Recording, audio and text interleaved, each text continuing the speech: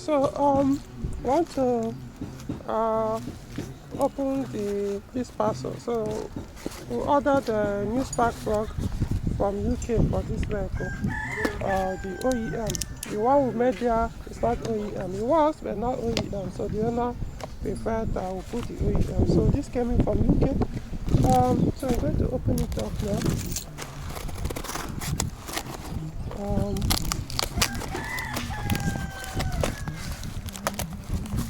Okay.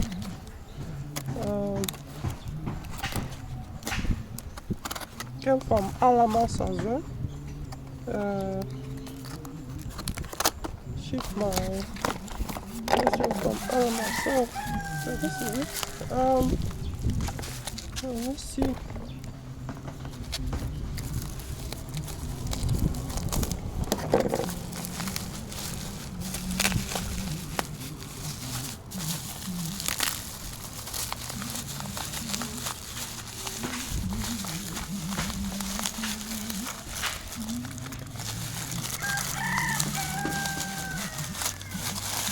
Okay.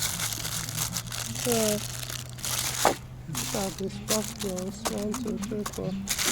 I need to open it up.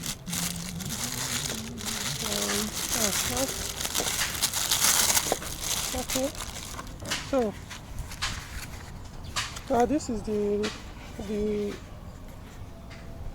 Bosch part number FQR7ME 024233. No, I prefer this number, the first one, FQR7ME. That's the Bosch part number.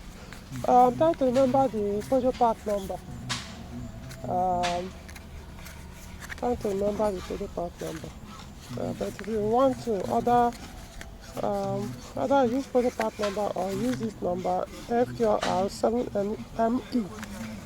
Okay, so let's see what it looks like. This one is already open. Okay.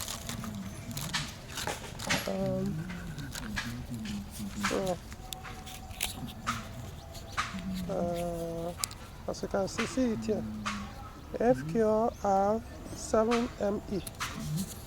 So I see Bosch, Super Bosch. So of course it has almost some design with that of EW10J4. So now of course we put EW10J4 on, which is F9 5960. Is it F3 or forgotten? Yeah, it will work, but I don't know whether it will have be as efficient or make the engine to have the same amount of power with this. I wouldn't know unless you test, but there could be a reason why this is recommended. The current one there is actually NGK, so which was I'm okay with the performance so far, but of course, let's put this one. So that one, we'll see how to keep it for the owner in case it could be the alternative. Who knows? Let me show you guys this one. So this is the one removed from the engine. This is the NGK. You can see NGK LF R6B. NGK LF R6B. So possible this is what came with the car from UK. So it's not like it was changed here in Nigeria. So maybe this could be a good alternative for it. Who knows? So I'm going to put this one. I still keep these ones for the owner. So so in other words, I think this one I've confirmed works.